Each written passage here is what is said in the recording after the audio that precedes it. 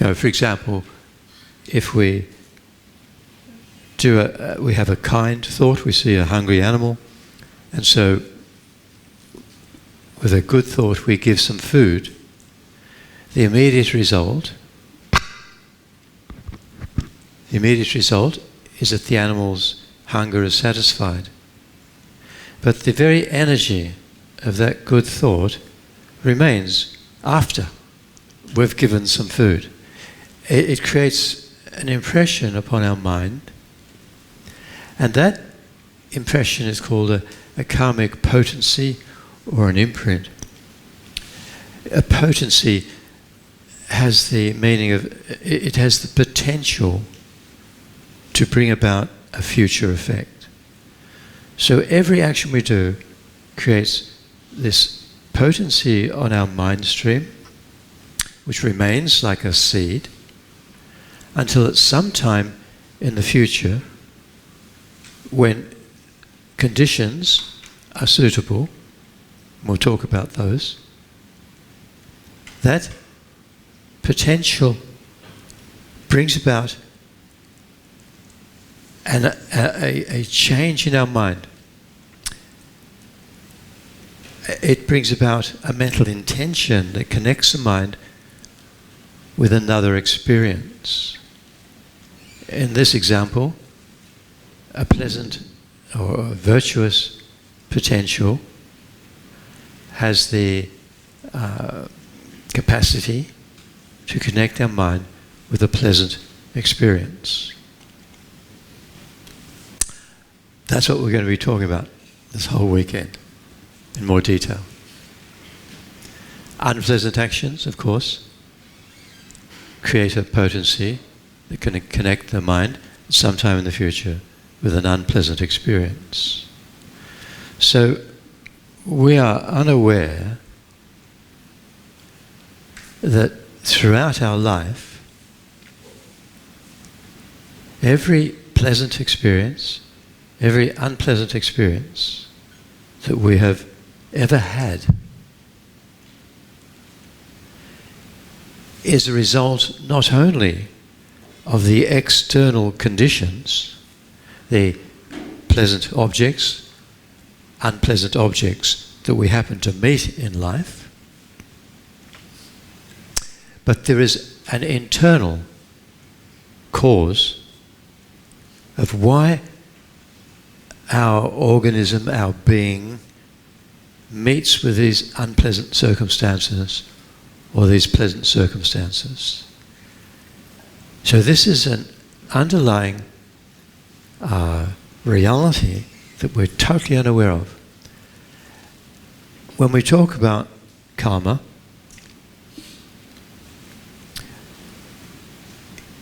in general, karma refers to a cause and effect process that's happening all the time, but which we're unaware of.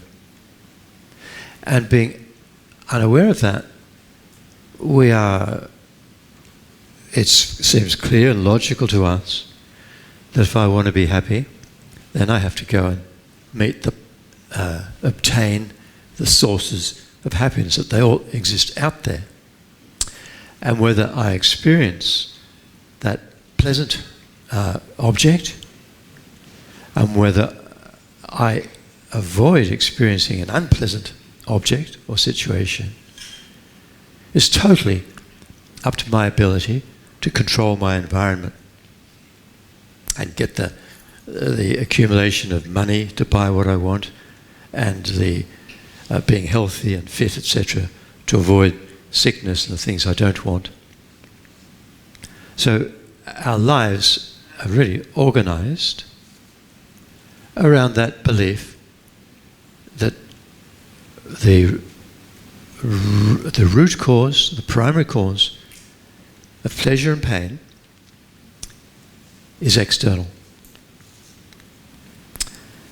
But the teachings on karma indicate that the external sources of pleasure and pain are conditions that an internal, the primary reason why we meet with pleasant situations or unpleasant situations is in our own mind. The accumulated karmic potentials from our past actions, not just of this life, but of past lives as well, that came with the mind from previous lives. All right. So it is such an important topic to understand karma, to really gain a clear understanding of the mechanism. And the notes I've given you are sort of an outline from the graduated path teachings, and we will talk about those notes as well as more information. So, taking the subject of this weekend seminar seriously, every action we do depends upon our motivation, our purpose for doing the action, and the result depends upon the purpose. So if we have a positive, a virtuous motivation or attitude, then the action we engage in will become beneficial. It will establish a positive karmic potential in our mind, and then the result will be much greater in terms of bringing pleasure. If we go into an action with a sort of half-hearted motivation, a half-hearted intention, or even, like, I don't know, some of you might be here unwillingly because your partner dragged you along to come to the Buddhist talk, then participating in the talk, I hope, will be beneficial. But the unwilling motivation will make it not so beneficial. Whereas your partner, who is very willing and has strong understanding for being here, will create a much better karmic potential than you. So, fortunately, we may have come here with an unwilling motivation, but we can change it. And now's the time to be skillful in taking control of our own mind. Right? Because having control of our mind means having control of our life. Because of what I've explained, the underlying karmic potentials are the root cause of our experiences, and we all equally want happiness, and we equally don't want suffering. And we all equally have every right to have happiness and every right to be protected from suffering. But until we heard about karma, we have tried to exert our right for happiness and freedom from suffering by controlling the world, controlling the environment, controlling society, controlling our family members, all the external things which we believe will, if I get them in place, then I will be happy. But probably a few of us, if not all of us, have come to the realization that it hasn't really worked, that we can't actually control the external world. We can't actually ensure that if we throw a party tonight, we're going to be happy. A lot of things can go wrong at a party. And we spend a lot of money, put a lot of energy into trying to gather a group of friends and have a good time. But because we actually have no control over our friends' minds, we have no control over our own mind, it could be a disaster. So, we can continue until we die trying to organize the outside world to give happiness and avoid suffering. But that will exhaust us, And they're in all of history, well, I believe, I don't know, but I think, no human being in the history of society in this world has ever achieved perfect happiness, freedom from suffering by organizing others, organizing the outside world. But I do believe, and I believe that there are beings such as Holiness the Dalai Lama, Lama Zopa Rinpoche, our teachers, who have achieved total inner peace despite things going wrong outside there. Nothing disturbs the inner peace of the mind through control of the mind. Okay, so to begin, we'll just do take a short time to meditate on the coming and going of our breath, to make our mind still and quiet, and then generate a pure motivation to engage in this action of the seminar today, of listening to Dharma, thinking about Dharma, and discussing Dharma. Okay, so sit comfortably and keep your back straight, eyes lightly closed or slightly open, and focus your whole attention on the coming and going of your breath at the nostrils, the sensation of the air as it enters and leaves the nostrils with each breath. And try to avoid distracted thoughts, taking your attention away from the breath.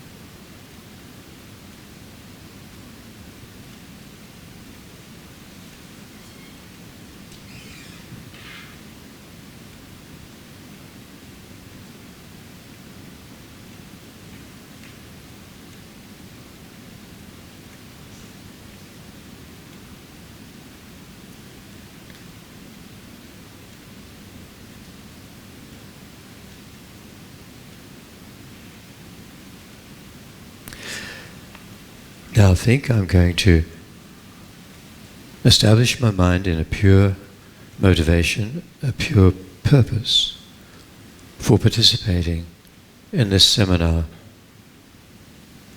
on karma this weekend.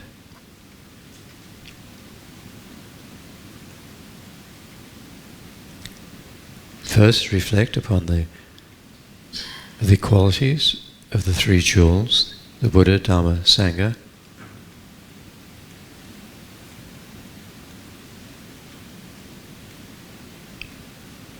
and generate the aspiration to understand the Dhamma as taught by the Buddha, to know in more detail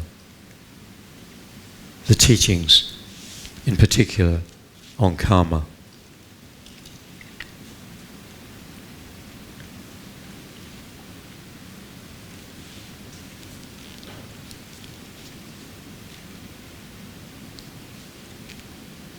And then think that it's not just for my own benefit that I want to understand karma, but by understanding karma, I can take control of my mind and train my mind on the path to its full potential of enlightenment, of Buddhahood. So that in my own right, I can become a perfect guide to lead all other beings out of the suffering wheel of life based upon ignorance and karmic actions.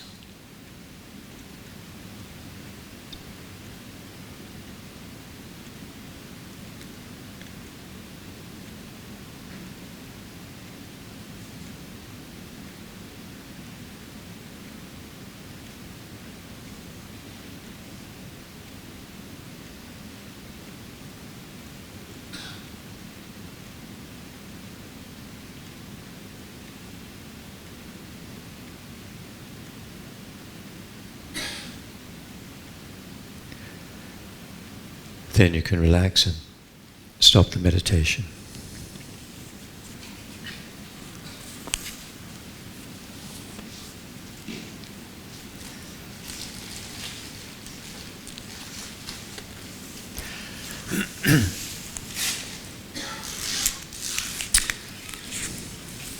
So now, during the weekend, during the talks, I like very much to receive questions.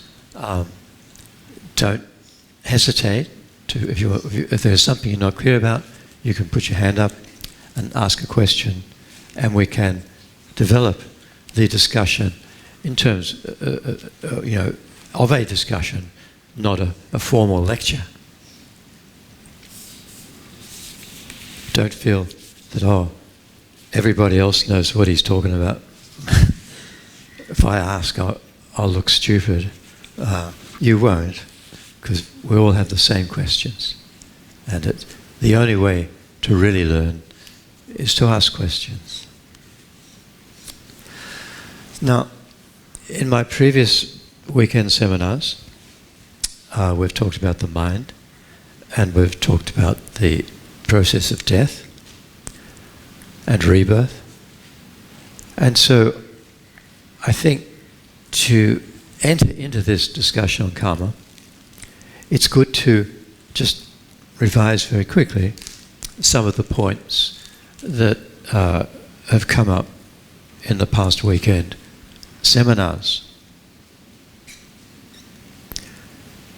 Clearly, from what I've said already, when we're talking about karma, we're talking about our own mind, and we must have clear understanding of what our mind is and how it functions. So, you remember in Buddhism, every term that we use needs to be defined. We need to have a clear idea of the meaning of the terms, the definition. If we don't, if what I mean when I talk about mind is different from what you understand by the term mind, then there's a barrier to communication. So from the outset, it's important to follow the line of logic and clear understanding, to have the terms that I'm going to use clearly defined and understood. So in Buddhism, the definition of mind is the continuum of mere clarity and awareness. So those defining characteristics need to be explained. First of all, a continuum. Our mind is the continuity from past to present to future of moments of awareness or subjective experience of the outer world through our five senses and the inner world of thoughts, knowledge, memories, ideas, and so on through what in Buddhism we call the mental consciousness. So the mental consciousness is our sixth sense, if you like. We have eye consciousness, ear consciousness, smell, taste, touch consciousness, the five sensory awarenesses which are aware of the sensory world. And then the sixth type of awareness we call mental consciousness. So this is the realm of our accumulated knowledge, our memories, our emotions, constructive emotions of generosity, kindness, love, compassion, and destructive emotions, selfishness, anger, jealousy, pride, and so on. So we all have these various emotions, either manifest or non-manifest at any one moment in time. And we know that how happiness, unhappiness also are mental experiences. So when we talk about mind being a continuum, there is this unbroken continuum of primary awareness of the sensory world and our mental consciousness, and then the secondary factors which influence our awareness. Like when we see something pleasant, there is pleasure manifest, the feeling of happiness manifesting in the eye consciousness. When we see something unpleasant, there's a feeling of unhappiness or displeasure in what the eye consciousness is experiencing. So actually every moment of consciousness has one of the three types of feeling: pleasure, displeasure, or neutral feeling. And these fluctuate as we go through our life and we contact different things. Some are pleasant, some are unpleasant. And then there are associated emotions. When we experience something unpleasant, there is aversion, like dislike. Don't like that. And that dislike can then become the anger, which is pushing away, wanting to separate from that unpleasant situation, or even more fierce types of anger, like hatred and aggression and so on. So these destructive emotions arise with unhappy feeling and so on. Then that can pass, and with time we can contact something pleasant. So pleasure arises in the mind, and attraction. Oh, I want that. I don't want to be separated from that. That's nice. So with every pleasant feeling, our mind automatically generates clinging to the object of pleasure, not wanting to be separated. So we have attachment or clinging. And that is also a destructive emotion, because even though there's nothing wrong with pleasure, happy feeling, clinging to the object of happiness is an agitation in the mind. It is not wanting to separate or wanting to possess the object of pleasure. And that sort of craving to not be separated, that is an agitated mind. We don't have to have that. We have anger and we have attachment because of the more fundamental ignorance about how we exist as an individual and how the objects of pleasure and objects of pain exist. And through that confusion in how things actually exist, our mind concretizes our world into good, bad, I want, I don't want. And the dominant entity is me. This sort of preoccupation with me, my needs. That is the root of all our problems. And we will come to that, the solution to that root, probably during this weekend.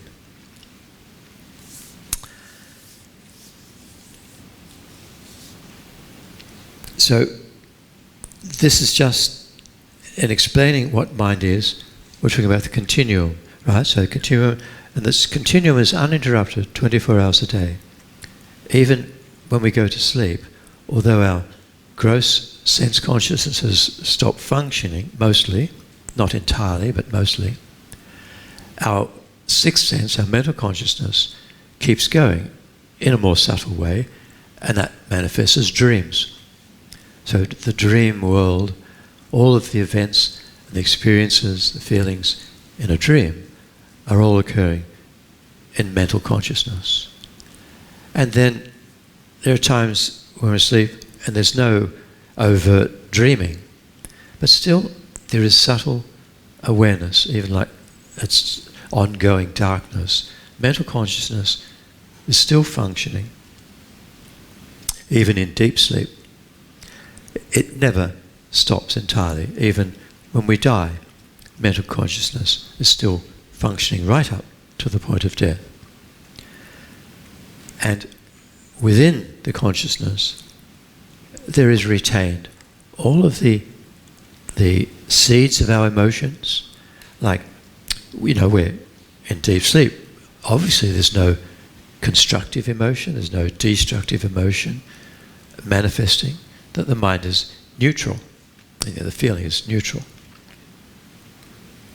But even while still asleep, when we start dreaming, then desire can manifest, aversion, anger can manifest. We can sometimes do terrible things out of anger in a dream. Of course, this is purely the mental imagery and the act, but still, attachment or anger in a dream are an indication that we have the imprints of those emotions, and when we wake up, then whatever happens during the day, the imprints of anger, the imprints of attachment can manifest under certain conditions. So the fact that they can be suppressed during sleep does not mean that we have solved them, that the imprints are there. So that's the first defining characteristic of mind, a continuum of awareness, is going from moment to moment throughout life. Second, clarity, this term clarity.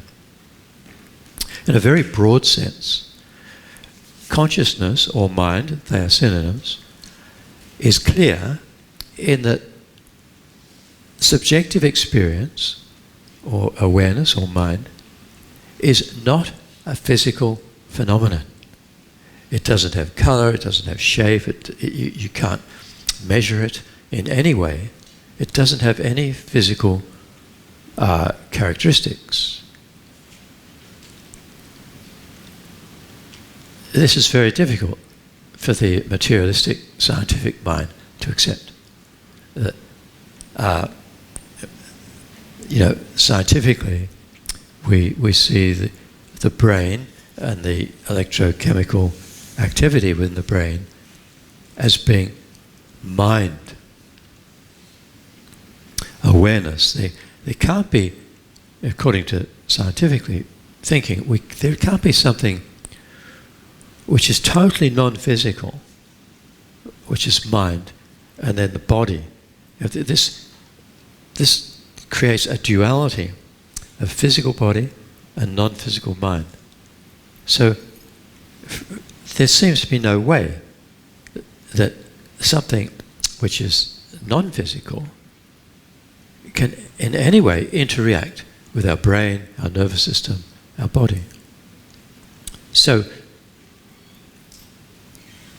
a non-physical mind is dismissed from, the materialistic view of science.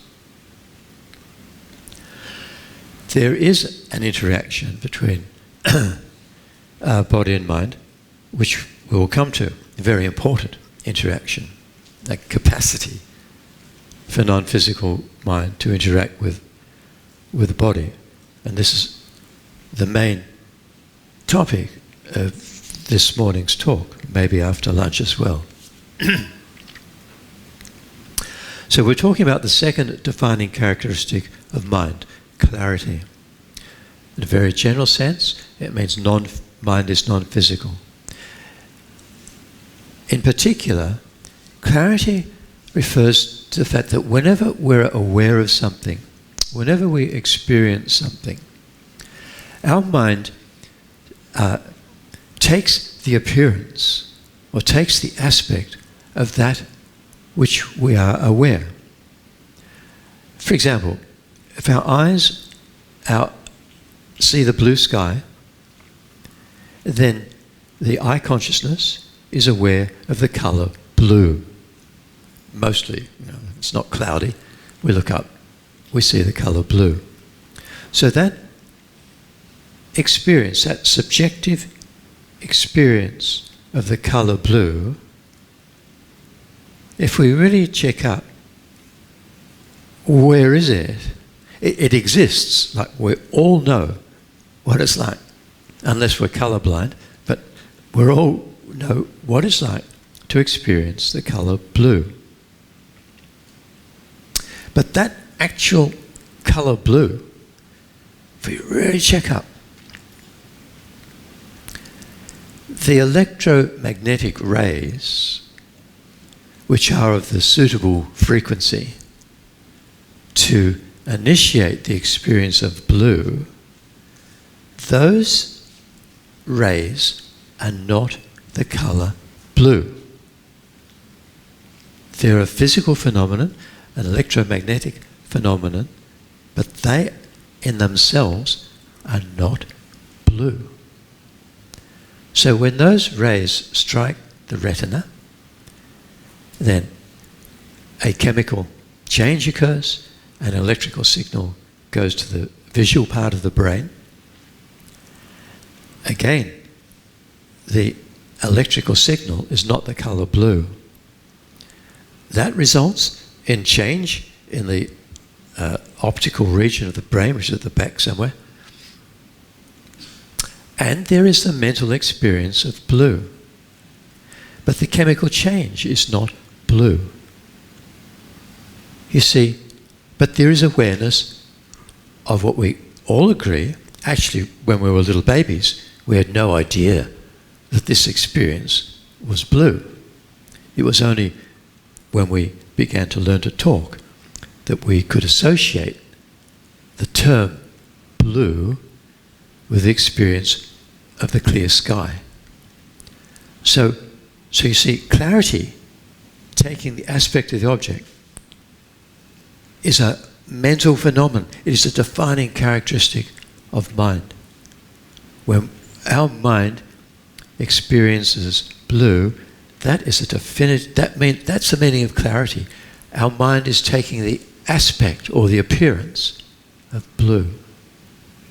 Do you understand? It's a little bit subtle, but we can apply that to all of our senses. Also, we can apply it to our mental consciousness, right? So our sixth sense. Like we can close our eyes and think of blue sky. And there appears to our mental consciousness, because thinking is an activity of mental consciousness, not eye consciousness. So when we think of something, there is an image of that object we're thinking about appears to our thought. We call that a mental image. In this situation, the colour blue is appearing to the mental consciousness as, this mental image of blue. So the thought consciousness, aware of the idea of blue, is taking the aspect as a mental image of blue. But it's not blue. It's suitable to be called blue, but it's a mental image. Okay. So clarity, taking the aspect of the object. This is a purely psychological phenomenon, a mental phenomenon. Yes, a camera can record the electromagnetic waves and then reproduce them as what we all say are the colour blue. But there's a difference between the subjective experience of blue, because the third defining characteristic of mind, which occurs simultaneously with the clarity, is awareness, right? Remember the three definition of mind. The continuum of clarity and awareness. Awareness is knowing, the quality of cognitive engagement in the object. So when the eyes observe the blue sky, that information, always the sensory information, is being relayed to the sixth sense of mental consciousness. And it is mental consciousness which knows that that experience is suitable to be called blue. And we may know a lot about blue. Scientifically, we know that that's at one end of the spectrum, the visual spectrum, the short wavelengths.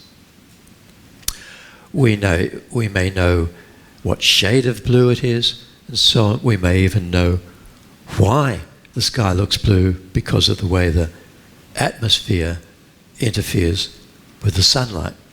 And so the electromagnetic radiation suitable to be called blue appears to our eyes. So we may have a whole lot of knowledge. So that is the awareness aspect of mind. Our senses know a lot of what is experiencing. Cameras don't know anything about what they're experiencing. Mirrors have clarity. A mirror can reflect any physical object that appears in front of it, which is a bit like the clarity of mind. But a mirror has no idea of what it is reflecting. Unless it's the mirror on the wall, who's the most attractive of them all? That must have been a special mirror with mind. So, awareness is the third quality of mind.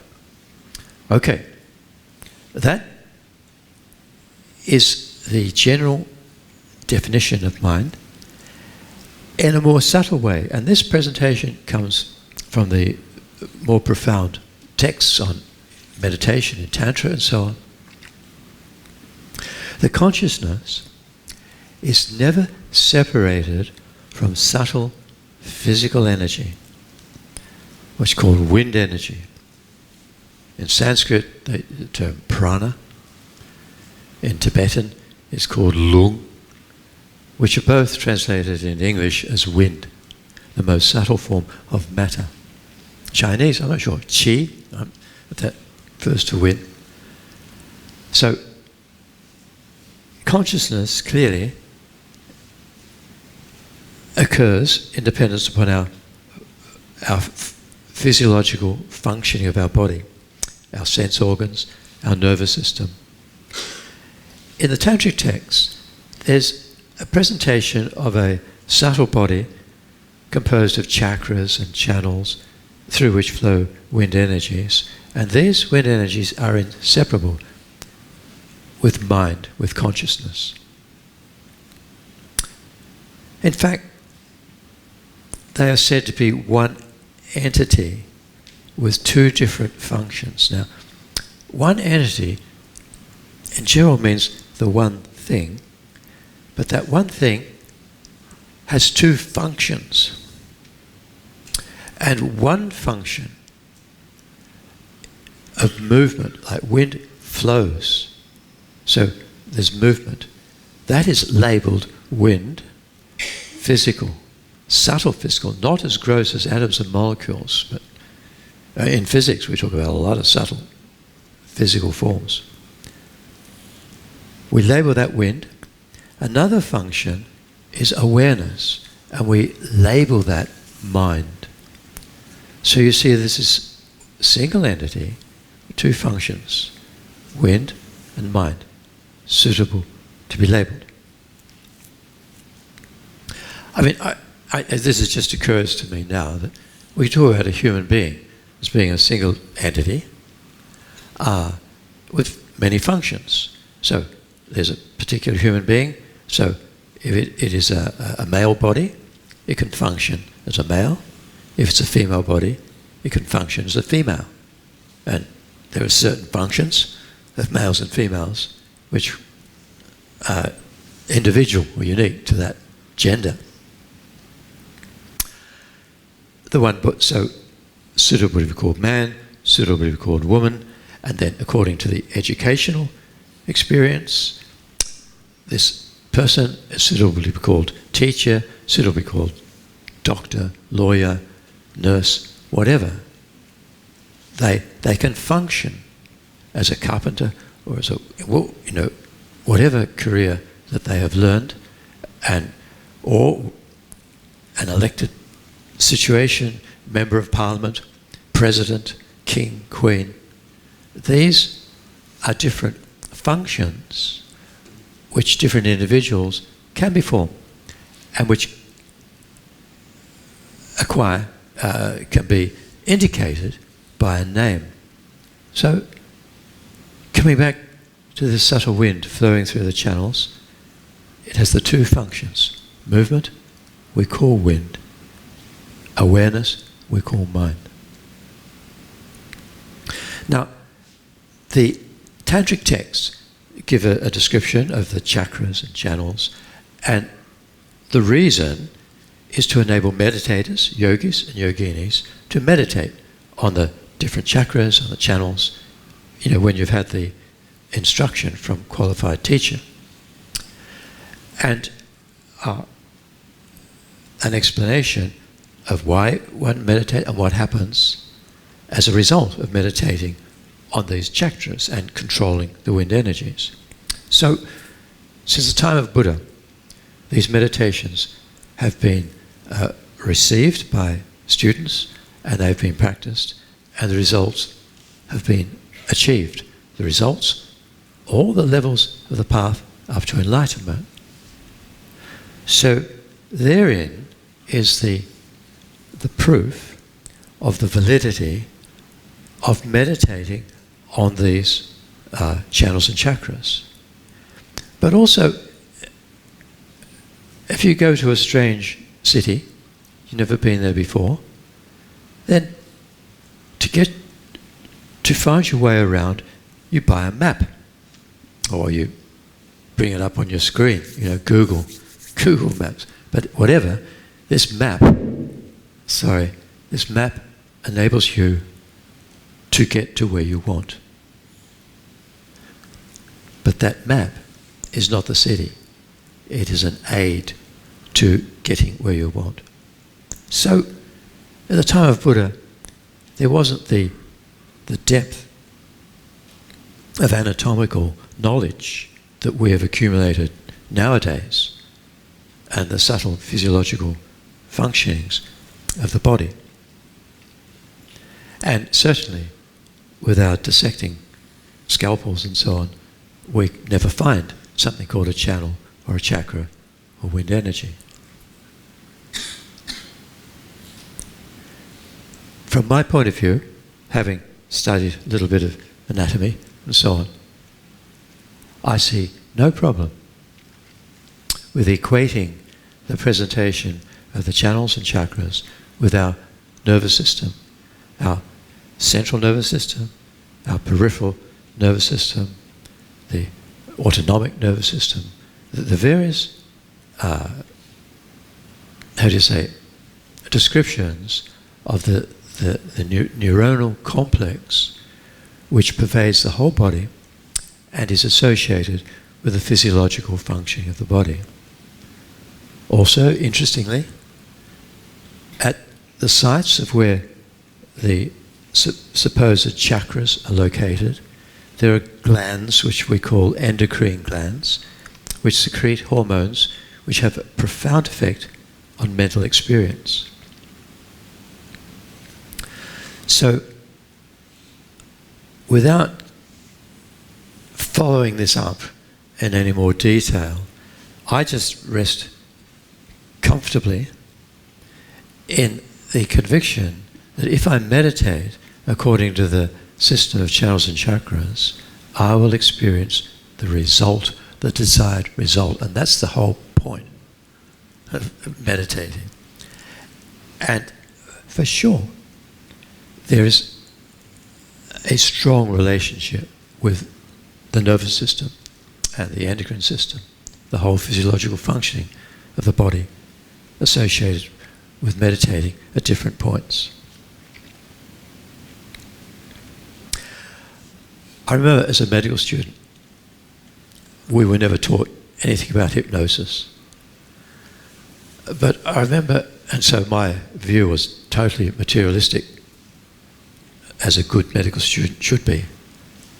And I remember saw or hearing about a hypnotic, I know you call it experiment, but if you can put somebody under hypnosis and you can just tell them, like you can touch the back of the hand, and while they're under hypnosis, you can say, "This is a burning cigarette." After a short time,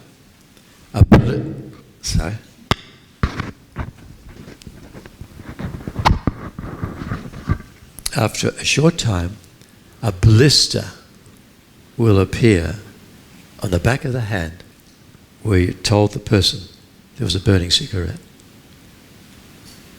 Pure mental suggestion, but a physiological response.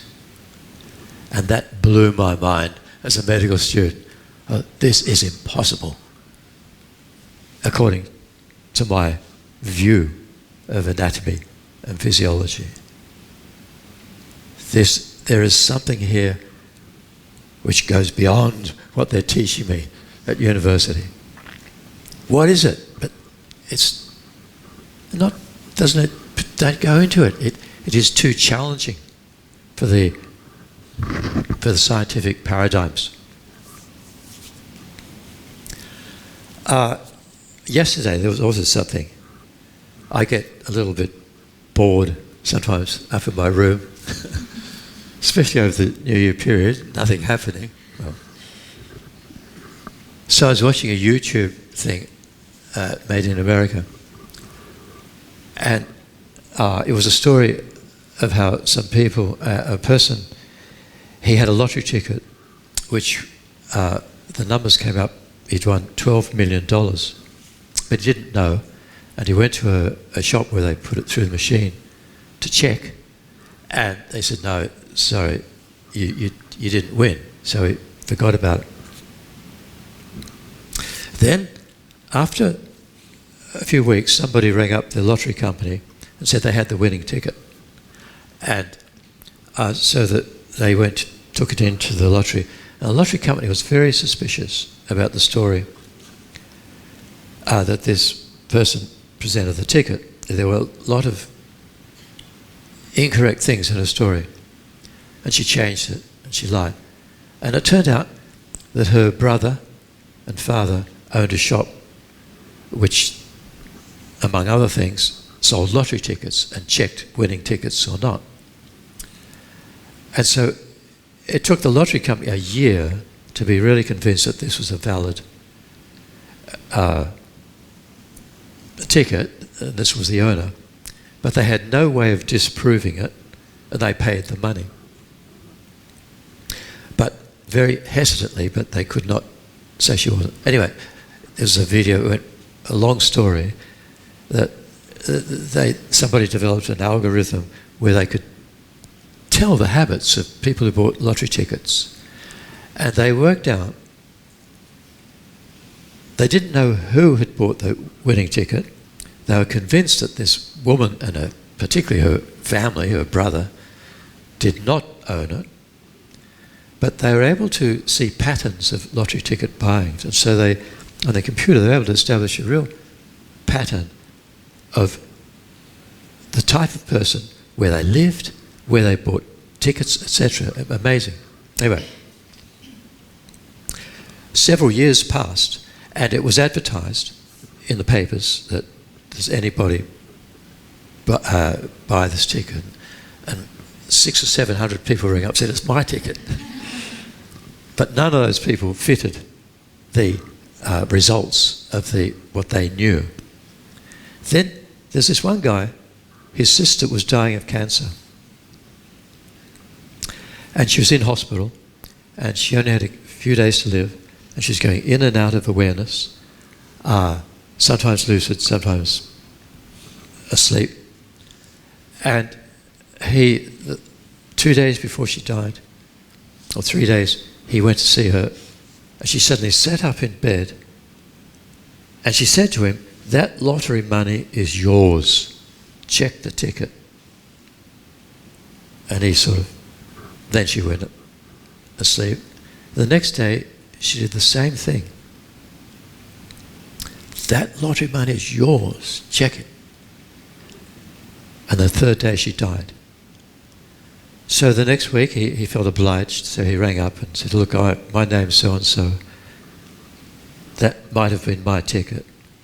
Anyway, so the film goes on, a whole story about they realised he was the winner, and he had bought the ticket with 5 of his friends, and they all shared the money. Were very happy. And the film concentrated upon this remarkable computer program that could tell who buys tickets. But they did not mention his sister, who sat up in bed and said, that money is yours. I mean, it was screaming, why don't you check this? Why don't you talk about this in this? But it was it just did not fit their view of the world. And in the film, they ignored it. To me, yeah, okay, the guy got his deserved money, or the guys, but how did his sister know? And how was she so as she was approaching death? What made her know and tell him and insist that he gets the ticket checked up? I don't know. But I tell that story because of our tendency to completely blind ourselves to things that occur which are outside the perimeter of our field of knowledge. We reject, we ignore them, we pay no attention. They don't fit, they're too challenging. There are a lot of examples in science. So many examples. So many scientific advances. From Einstein back through history, where ideas have been ridiculed. Absurd. No way. The earth is round. The earth goes round the sun. The sun doesn't go round the earth. I mean, people were murdered, or not murdered, they were killed for having such a heretical belief. Anyway, look, this is just an attempt to say that in investigating karma, investigate these subtle winds and energy channels, at least we must be open-minded and get some more information. And that's coming, hopefully. Okay. Now, we learned in the weekend seminar on death that when we die, the wind energies, which have been supporting all the types of consciousness, flowing through channels around the sense organs, nervous system, then during the day, these wind energies are very active when we're alert. As we become sleepy, they tend to contract towards what's described as the central channel. So, as we cycle between wakefulness and sleepiness during the day, these wind energies become coarse and active, or more subtle and less active. Then, when we go to sleep, they contract much more towards the central, what described as central channel, and the senses stop functioning, and we have the experience of sleep. Then, during sleep, there's more active times when we're dreaming, less active times when we're in deep sleep. Then we wake up, and it all happens again.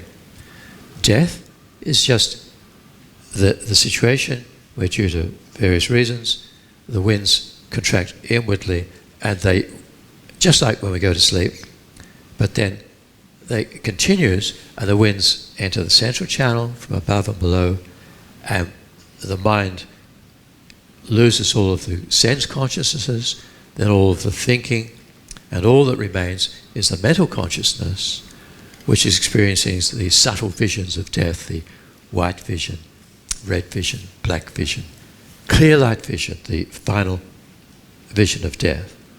So this occurs sometime, even after we've stopped breathing. So during that time, the coarse winds, with their associated coarse consciousness, have stopped functioning. And the term they use, like absorb, they absorb, becoming more and more subtle. And finally, at the center of the heart chakra, there is the most subtle wind and the most subtle mind. This is called the clear light wind and the clear light mind. The mental experience is said to be like clear light. And we all experience it when we die, but it is so subtle that we're not aware that we're experiencing, like there's subtle awareness, but there's no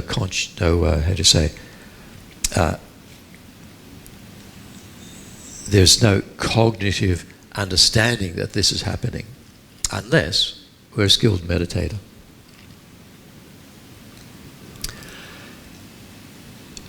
As we talked during the presentation of death, there are many stages of the death process, and the third stage is when our mind begins to lose our capacity to discriminate between this and that, between right and wrong, virtue and non-virtue.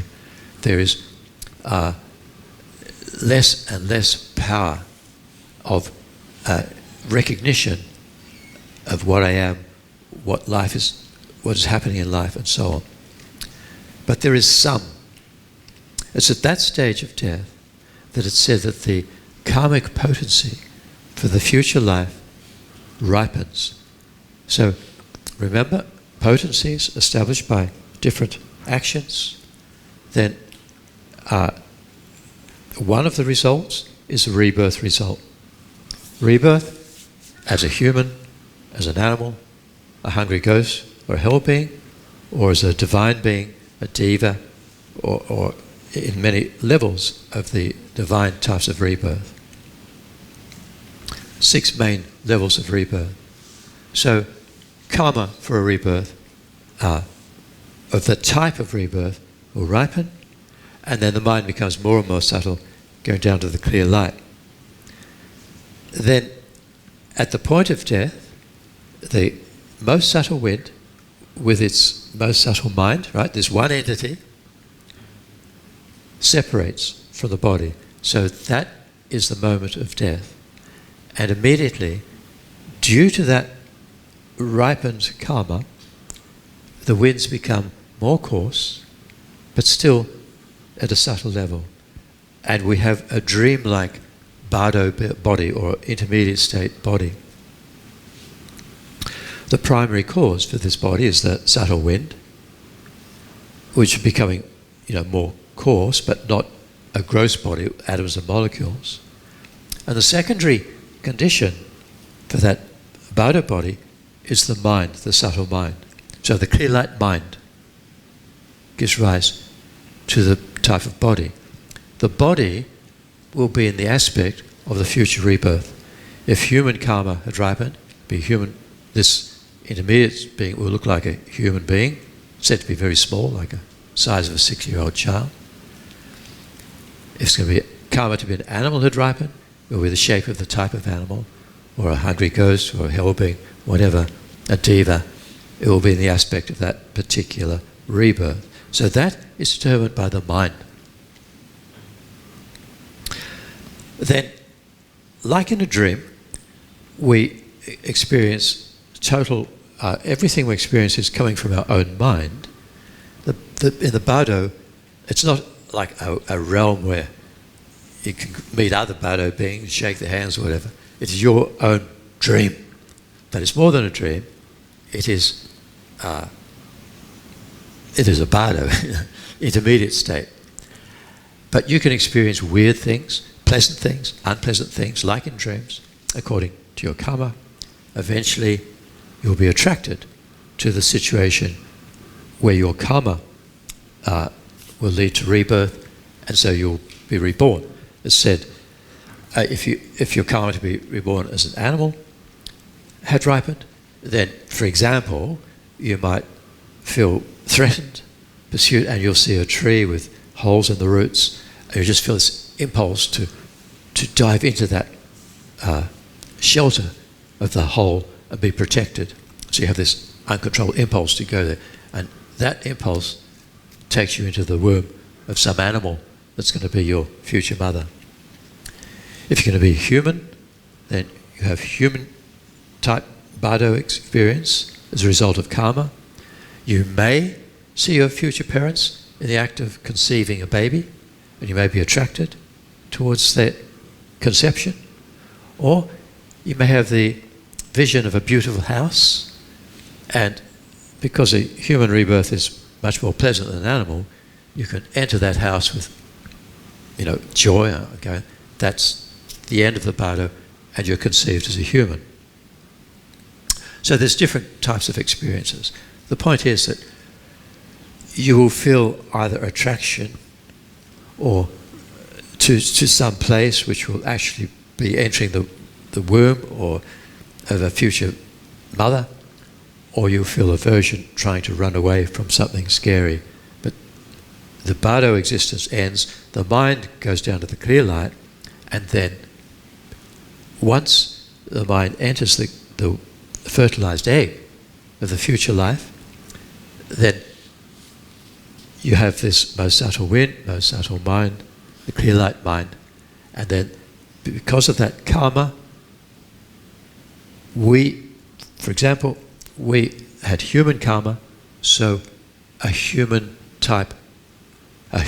aspect consciousness emerges with the coarsening of the winds, and this causes the development of the embryo in the mother's womb. Now, if we look at humans, each human has there's a whole spectrum of personality types. In general, we're all fundamentally very similar. We like the same things, we dislike other things, and we do human things. We act like humans. This is a karmic, to be human is a karmic result. And to have a human psychology, a fundamental human attitude and psychology is karma. And there is a spectrum. Some humans are quite animal-like in the way they relate to the world and the sort of things they do and like. So some humans seem to lean towards an animal-type psychology. Others can be more martial, more aggressive, more associated with violence and aggression to get what they want.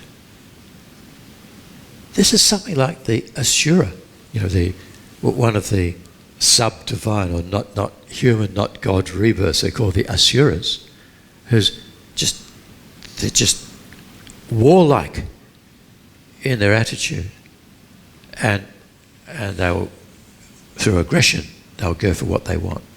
Other humans may be more celestial, divine in their attitude, more like the higher gods, but they're all humans. So there's a whole spectrum of human psychology. This is karmic. So it's not just one single karma, it's a whole collection of karmic tendencies from past lives manifesting now in our present human life. I remember, like, years and years ago, there was a student came to Kopan Monastery in Nepal, and this was a lady. She was a university graduate. She was a part-time model, and like really, successful. She told me all her life, since she was a little girl, she had seen ghosts, like visions. I remember once I got her to give me a drawing, but sort of flame-like ethereal things, and she'd see them, and she'd studied psychology at the university. Like, she knew it was pretty weird, and she didn't tell too many people about it because they would dismiss her idea. But she couldn't help it. There they were. And she went to see Lama Zopa Rinpoche, and she told the story. And Rinpoche said afterwards, I was talking about her, and Lama Zopa Rinpoche said, she has a karmic affinity for the hungry ghost realm, for the spirit realm.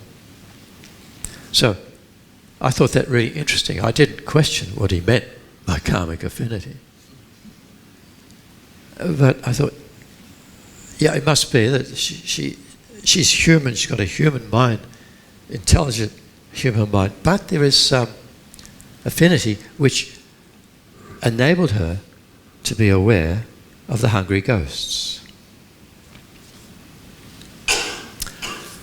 I thought a lot about this. When I was very young, I used to wonder, why is society divided into right-wing politicians and left-wing politicians? Why are people, apparently, from a young age, psychologically, right-wing oriented or left-wing oriented? It was such a puzzle. And sure, there are educational, perhaps, reasons and social reasons in our upbringing. But this division was so strong.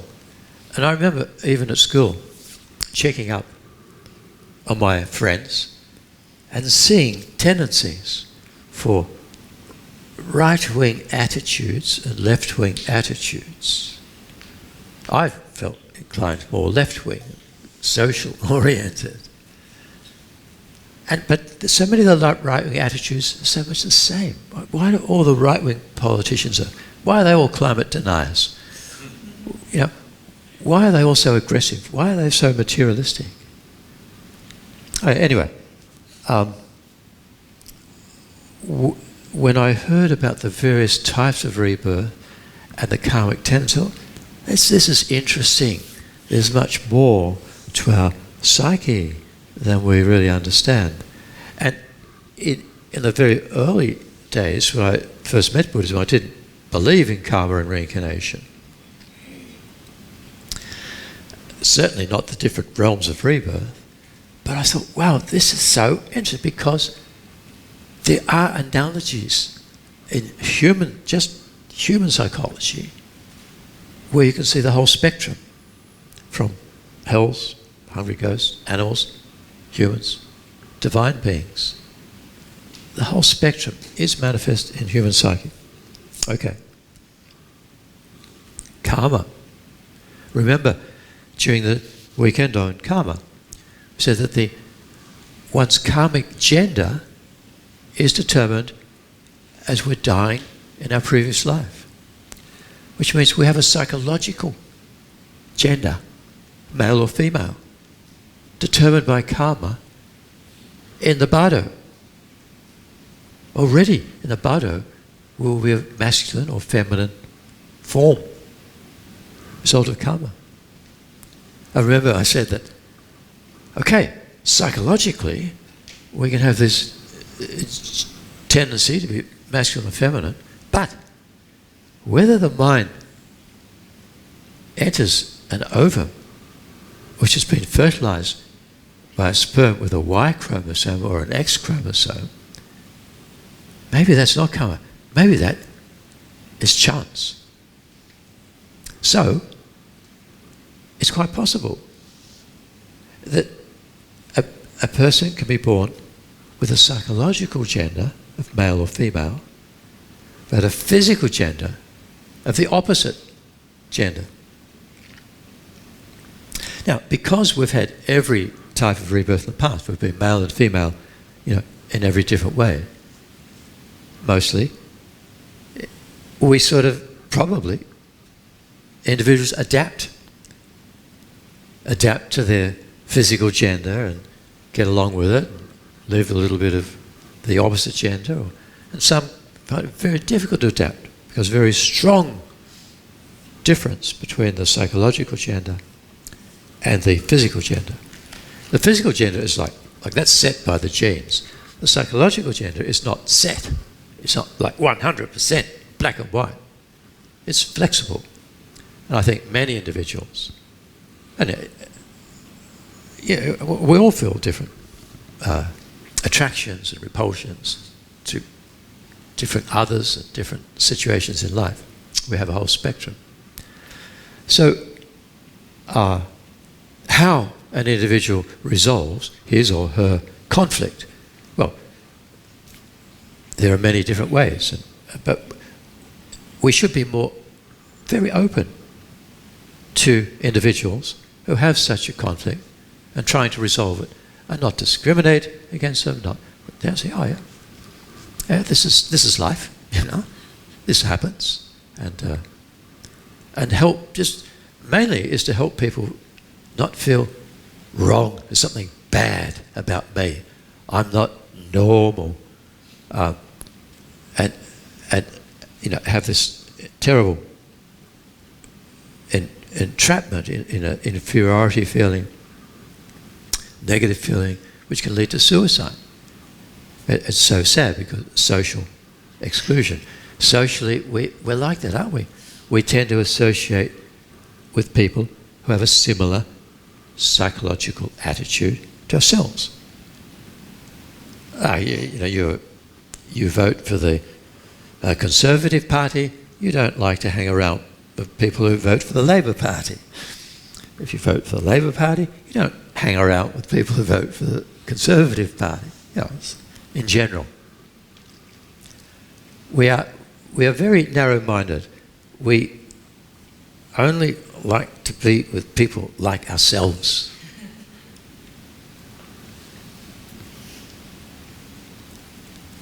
When we think about karma, we should be much more open to the great spectrum of potentialities.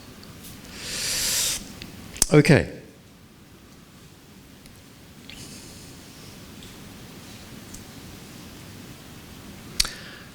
One point about this clear light mind and the emerging as an animal or human or whatever. In the texts, you often read that the clear light mind, this most subtle mind of death, is the source of both samsara and nirvana. What does that mean? Samsara and nirvana surely are opposites.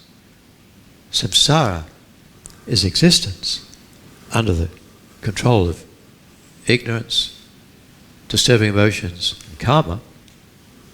Nirvana is liberation from the jail of samsara. They're completely different. What does it mean that the clear light mind is the source? So, as I've already hinted, when our ordinary mind, now we're not talking about a bodhisattva's mind or a Buddha's mind, our ordinary mind is in the clear light state, that most subtle mind bears countless karmic potencies from past lives. It bears all of the imprints of our positive mental qualities and our negative qualities. Imprints in as much as they're not manifest, but we have the seed of anger, the seed of love, the seed of greed, the seed of generosity, and so on, are all contained in the clear light mind. So all these potentials. Because of karma, having ripened as we died, then in the next life, the type of rebirth, like animal, human, ghost, whatever, is determined, and the psychology is determined. And all of those karmic potentials give rise to the next life, as well as the psychology, the flexible psychology of the person of the next life. So the whole samsara indeed does emerge from the clear light mind, because that clear light mind carried all of the causes of samsara, karma and disturbing emotions. Nirvana, from the Mahayana point presentation, is not an absence, not a cessation of existence. Nirvana is a blissful state of absorption, and we talk about the supreme nirvana of Buddhahood, enlightenment. So the path to Buddhahood involves progressive elimination, total cessation of all of those karmic potencies created by ignorance, of all of those seeds of disturbing emotions, total extinction of them. But that does not extinguish the mind. Those karmas and disturbing emotions are extinguished by accumulation of wisdom. Wisdom seeing reality in the mind. And the other leg of the path to enlightenment, or the wing of the bird, is great compassion, universal responsibility, a vast accumulation of positive energy, of merit, with the mind focused upon Buddhahood. So there is, let's say, one achieves enlightenment in the clear light state, which one does, but that's another story.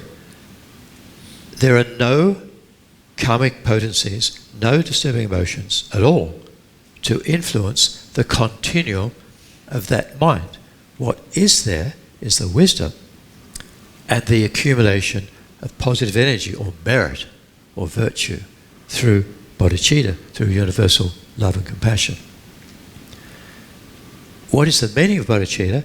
It is the intention to become a Buddha in order to guide all sentient beings out of suffering. So that potential, clear light state, instead of from the clear light arising in a samsaric body, from the clear light you arise as the Dharmakaya, the Rupakaya, the wisdom body, the form body of a Buddha. So that is the sense of saying that the clear light mind is the source of both samsara and nirvana including enlightenment. Do you understand? They're not the same. I've read recently some Westerner writing about Buddhism and saying nirvana and samsara are the same, therefore we don't have to renounce ordinary life. I mean, unbelievable. So wrong. Such a huge mistake. Because the words, samsara and nirvana arise from the pure light, doesn't mean that they're the same thing. So don't fall into that trap. Okay. So that's what I wanted to talk about this morning. After lunch, I want to talk about, I want to refer to teaching by His Holiness the Dalai Lama, talking about these important points. So what we've done now, we've established a foundation. Now if we go through His Holiness's explanation of what I've just explained, hopefully it will be easier to comprehend. So that's what we'll do after lunch. So thank you. I'll see you then.